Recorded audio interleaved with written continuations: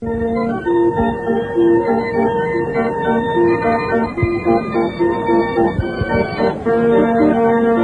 it may be Sunday afternoon on Weekend World, but for us here at the Oktoberfest, time has stood still, and it is still Saturday night. And with me at the moment is Mary Badami, who has been describing the parade for you all along. Yes, we're here Saturday night, and it's really beautiful. The lights are on, the Welcome to the Oktoberfest sign is out above the entrance to the fairgrounds, and in the background I think you can hear the carousel. What's an Oktoberfest made of? Well, at the 1971 edition, there are 7 beer tents, each holding about 5,000 people. Amusing almost as many fest-goers will be the rides, which this year include 6 roller coasters, 7 Dodgem or bumper car rides, 2 Ferris wheels, a go-kart track, and 37 other assorted hunks of machinery to spin, whirl, invert, raise, lower, and or force centrifugally. They're possibly regretful riders who will have to bring their own motion sickness pills.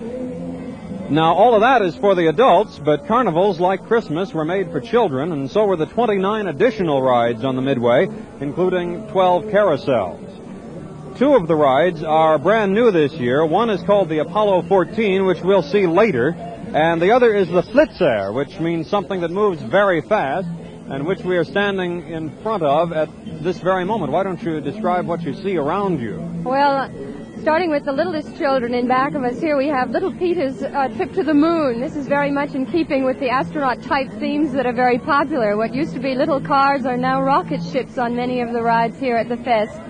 And the Flitter looks like something amazing. This is really something new. It looks something like a roller coaster, but I suspect there are some new twists to it. The twists this one has to it seem to be many and varied, and some of them take you around at an angle which is almost parallel to the ground. That is, has your body tilted sideways so that it is.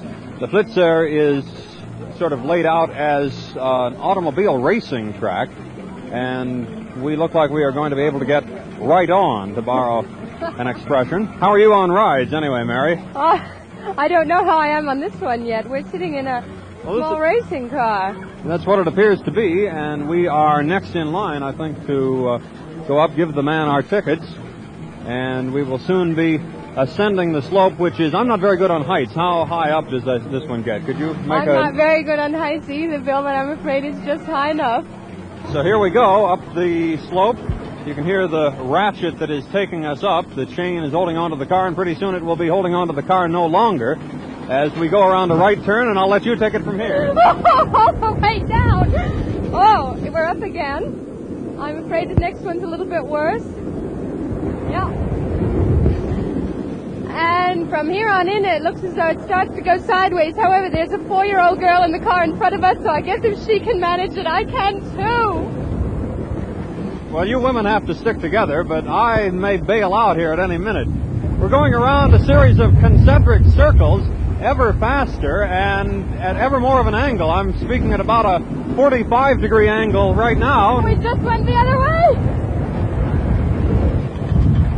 We're being spun back and forth rather violently at the moment and coming into the home stretch here. I always am amazed at the way they can stop these cars as quickly as they can after the ride is over. Well, what do you think of that one? It's better than some of the roller coasters I know. It's not nearly as steep, but it's certainly faster. On our way to all the rest of the rides, we'll probably pass some of the 23 sideshow and funhouse type amusements, which include 6 dark rides, the Dolphin Show, motorcycle riding exhibition, and are you ready for this? There's a flea circus at the Oktoberfest. I don't believe Have you ever been to one? No, I've never been to a flea circus. Neither have I, and I would not care to pick up any souvenirs if I did. But anyway, for those who may need to brush up on their firing positions or basic steady hold factors, there are 54 shooting galleries, plus a for-real sport shooting tent. At least one of the shooting galleries we just passed promises to have a picture taken of you as you are shooting and send the photograph to you. Maybe you don't want to be seen doing that sort of thing, however. Anyway, there are 28 other games of skill or chance, plus a crossbow tent and a horse riding hippodrome.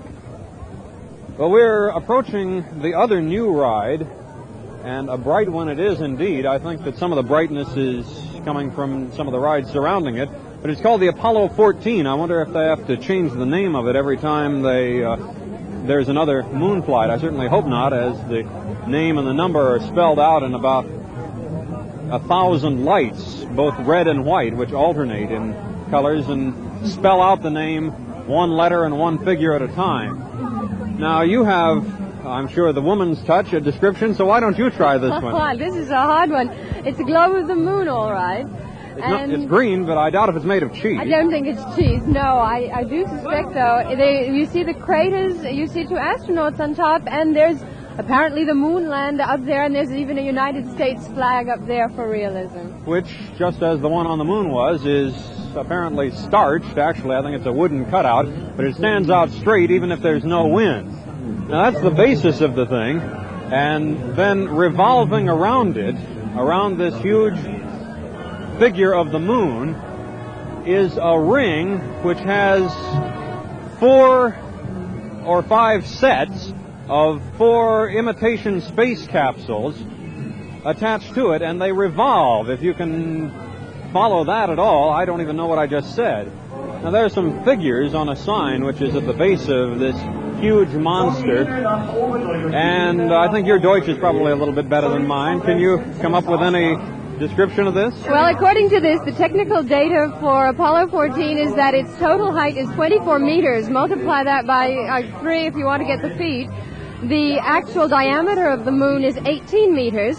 There are 2,100 craters on the model, and the total weight is 78 tons. There is electrical information about the amount of electricity that it needs. It says that the apparatus itself took 2 years to build, and that in order to bring it here, it was necessary to use 17 railroad cars. And I see that the electricity required for this is 150 kilowatts, which you might be interested to know is the power output of our AFN Frankfurt affiliate. The moon model here has as much power as we do in Frankfurt. So let's approach it gingerly and see what it will do to us or we to it. Incidentally, I was out here Friday night, the night before the fest opened, and you notice that the rear of each of these little imitation capsules, which hold about 3 or 4 people, has some burn marks on it, as if they had been the victims of re-entry. Well, they were painting those burn marks on here Friday nights. They were pure cream-colored when they first started out, and now they've been made a little more authentic. Well, it makes me feel better about that electricity that they use. Well,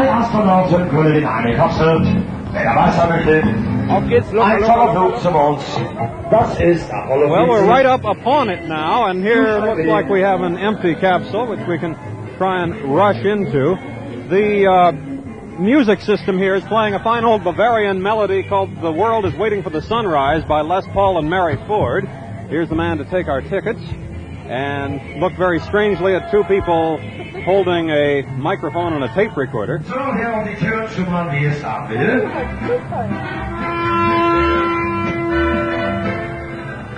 Apollo started small Charlie. I know your off-route begins.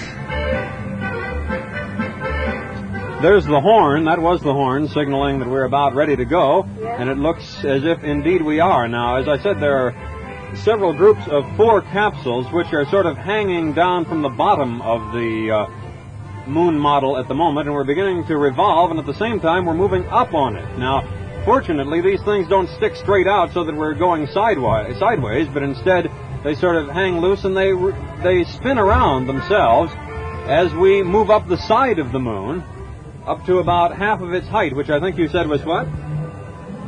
24 meters. That's 72 feet. You can see out the side and front windows, and you got a very nice view of much of the rest of the Oktoberfest plots. Incidentally, surrounding all of this moon business is sort of a cyclorama. Would that be the correct way to describe it back there? It seems to be a mural of Cape Kennedy, if I'm not mistaken, or of the approachway there. Some astronauts landing on the moon as well. And there's the rocket taking off from Cape Kennedy. And over on the other side of it is a depiction of the recovery area with helicopters and Marines leaping into the water to recover a capsule.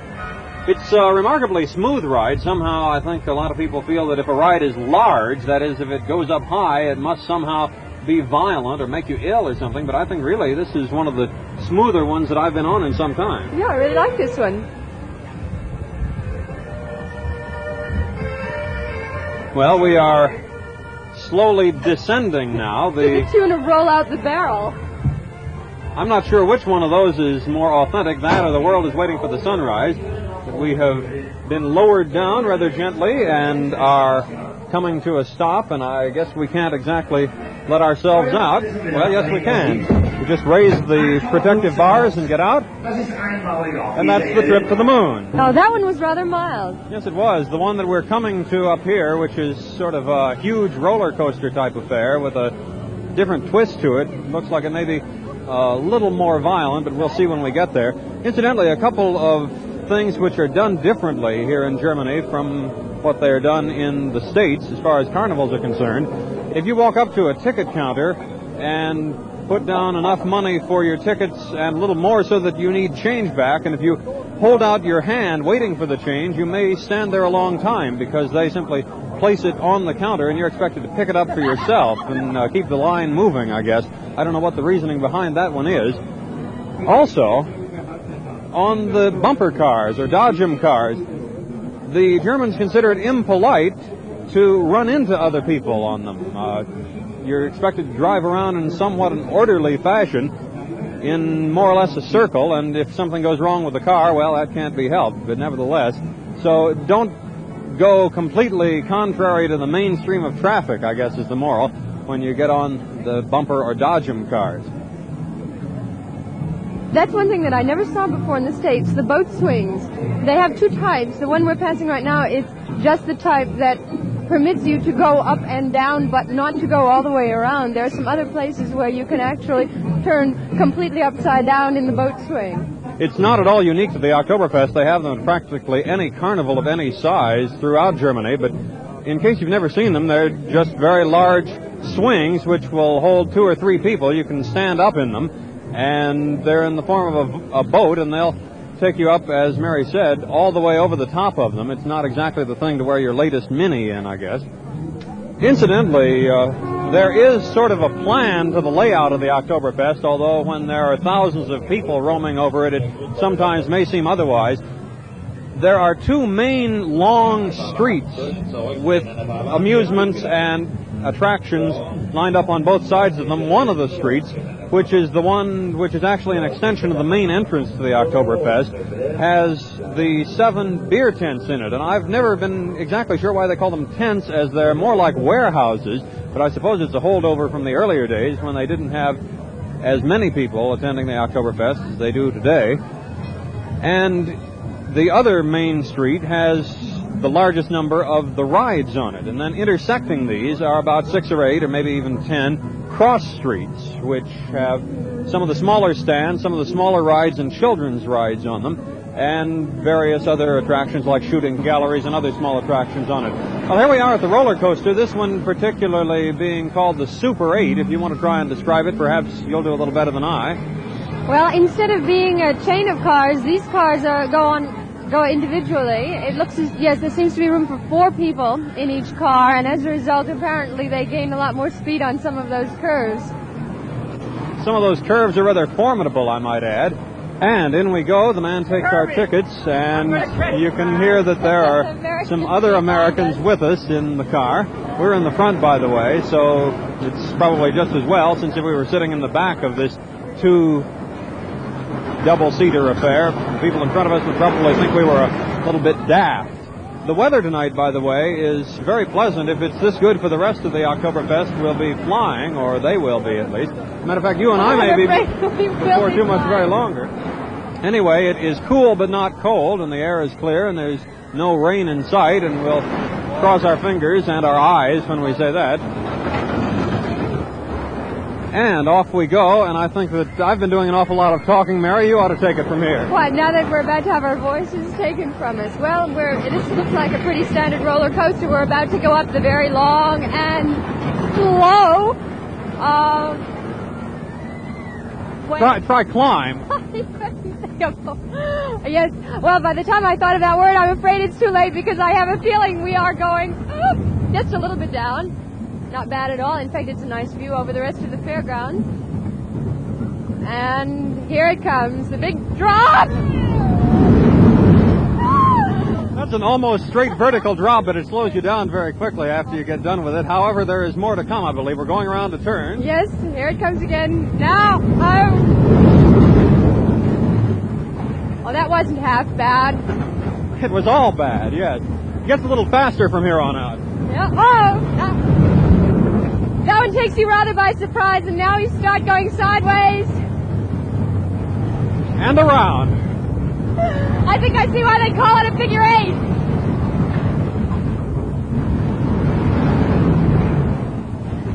It's suddenly become quite a bit cooler. Also a little windier, we might add, and we will. Boy, a couple of quick turns going into the home stretch on this one. And it's all over. We leap out, making sure that we have all of our belongings, which I think it would be easy to lose in something like that. So, what do you think? Well, as the people behind us just said, that was fun. Here's one that doesn't have much sound to it, and the line is a little long, so I'm afraid, have to pass it up as far as going on it's concerned. I think we both might be grateful for that. This one's called the Toboggan. It's a very popular one for watching every year. There is a sort of, do you want to say treadmill? Conveyor belt. Conveyor belt, that's what it is. There's a conveyor belt leading up to the top, and the trick, of course, is to get on the conveyor belt and keep your footing, which is apparently very hard for the uninitiated. The personnel who are working for the ride have no trouble with it, and usually help girls up, help little kids up, and occasionally help a man up who's managed to fall down and can't seem to get back on his feet. They take you up to the top of the conveyor belt, and from there you walk up some stairs to the top of a spiral, and the spiral is a gigantic slide, and so all the grown-ups are sliding their way around back down to the ground. And it does not go straight down, incidentally. No, it goes down in spirals. It looks like it provides quite a ride at that. Well, the most fun, though, is for the spectators to watch all the people who try to make it on their own. There's a kid who's just going up on his hands and knees. Oh, he managed to reach his footing. Very good. He's up at the top. It also looks like it's something of a trick to hop off that conveyor belt once you get to the top, because it will not stop and wait for you. One of the favorite tricks of the personnel running this is to get a girl going up there with her. Yeah, there's someone going up feet first. Let's see what happens at the top. Well, crash. Excuse me, you were saying? I was saying one of their favorite tricks, if a girl makes the mistake of going up there with a skirt on, is not only to help her go up, but also to do a few tricks with her skirt as she goes. There's someone trying to go up. He's hanging onto the side rail for dear life, and one of the personnel just bailed him out. You know, I've been going to carnivals and fairs and amusement parks as long as I can remember, and that's longer than I'd like to remember. And until I was walking around here Friday night seeing them put up some of these rides, it never occurred to me, for some reason, that on all of these things with all of the lights, they have to unscrew each one of those individual small light bulbs and put it away in what looks like Christmas tree bulb paper and wrapping before they move to a new spot. I don't know why I decided, or I had thought up until that time, that they probably just put the whole thing in a truck, but I guess the bulbs would break if you didn't take them out individually. That can be quite a task, depending on the ride. Yeah, it's been something for us who live in Munich to watch the fairgrounds going up, and it's been going up now for several weeks. If you've driven by, you could see the various beer tents going up, and it seems like an enormous job simply to be putting those together and to realize that they are temporary buildings in the sense that they are erected and torn down every year. Including the beer tents. Including the beer tents. The whole thing is completely leveled at the end of the Oktoberfest. This becomes once again a meadow, and there's no sign of the gigantic beer tents and all the other attractions that have been up for several weeks. You know, if all the riding and shooting and gaming works up your appetite, you can feast your eyes as well as your hunger on the 28 sausage stands, 9 roast chicken parlors, 5 fishmongers, and stands for buying and eating roast oxen and pork shanks as well. That's not to mention the 110 stands selling various food items at the entrances to the beer tents. The tents themselves also sell food, but if their brews aren't exactly your, pardon the expression, cup of tea in the beverage department, you'll find 6 stands selling assorted other soft and hard drinks, plus 3 cafes and a full-fledged wine tent. As for the gelt that's left over from all the other Oktoberfest activity, you can try any of the 195 other stands selling candy, ice cream, tobacco products, novelties, souvenirs, and a lot more, or the 230 similar stands on the edge of the Oktoberfest grounds. That's an awful lot of private enterprise going on in one relatively small spot.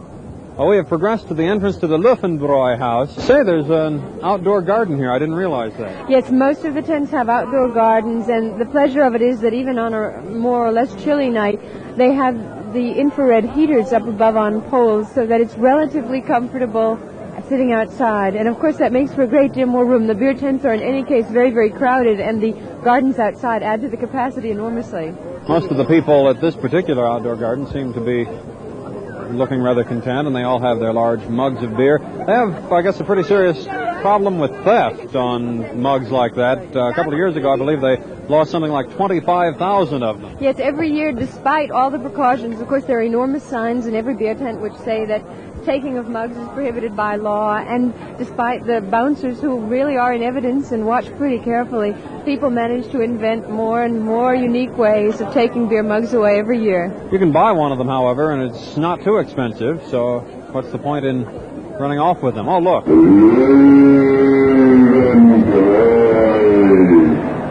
Don't know how well you could hear it, but there's a gigantic figure of a lion up at the entrance to this particular beer tent, and he's got a mug full of Luffenbräu in one of his forepaws, and he is also possessed of a voice, it sounds like. Yes, he's programmed every few minutes to growl twice, then lift his mug of beer, and when he finishes apparently drinking it, he says, Luffenbräu. It's one of the attractions of the Oktoberfest. Well, it's been quite a while since I've seen as many people in one small area as in this particular beer tent, and a lot of people drinking up and enjoying themselves, just as in the garden outside. Yes, one of the nice things about the Oktoberfest, in contrast to Flushing, where things can go on all night and often do, is that the Oktoberfest beer tents generally close sometime between 10 and 11 at night. In other words, they begin to stop serving. The waitress suggests that you have your last beer. As a result, most people are on their way home by 11 o'clock at the very latest. Some of the rides stay open a little bit after that, but generally the fair closes down in the evening, and you can get home supposedly for a good night's sleep after all that beer. It probably wouldn't be too difficult after as much of the beer as some of the beer drinkers seem to be consuming. Well, I would say that this would be a very good point at which to end our tour of the Oktoberfest. What say you, Mary? Oh, I say yes, depending on what kind of refreshments we manage to find. Well, it should not be hard in here. So while we sit and listen to the band, it's a little difficult for me to throw it back to myself, so why don't you do the honors? All right, back to Bill Swisher and more of your Sunday weekend world.